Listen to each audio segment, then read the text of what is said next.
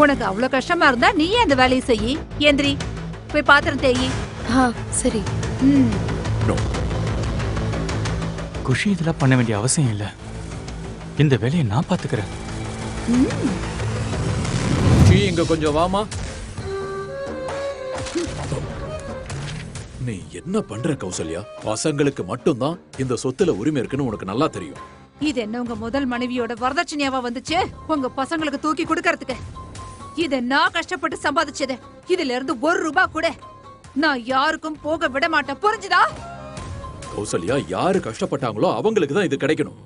இந்த கஃபேல முதல் நாள்ல இருந்து கஷ்டப்பட்டுக்கிட்டு இருக்கிறது இவ என்னோட பொண்ணு குஷி தான். இப்போ இந்த பையன் அர்மான் அவள மாதிரியே கஷ்டப்படுறான்.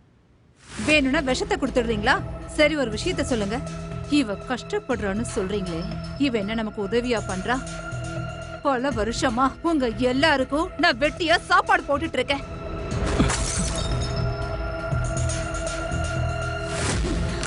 கௌசல்யா நில்லு. கௌசல்யா, எவ்வளவு தைரியம் இருந்தா கிளாஸ போட்டு உடைச்சிருப்பேன். உங்க அப்பா வீட்ல போய் உடைக்க வேண்டியதானே? இப்ப இதுக்கு யார் காசு கொடுப்பாங்க? சொல்லு, யார் கொடுப்பாங்க? சித்தி, தப்பு ஏதோ தெரியாம நடந்துருச்சு. இன்னொரு முறை இப்படி நடக்காம இருக்கணும்னா கண்டிப்பா தண்டனை கிடைச்சே தீரணும். சீக்கிரம் கொடு, பணத்தை கொடு, 1000 ரூபாய் கொடு. குடுறா.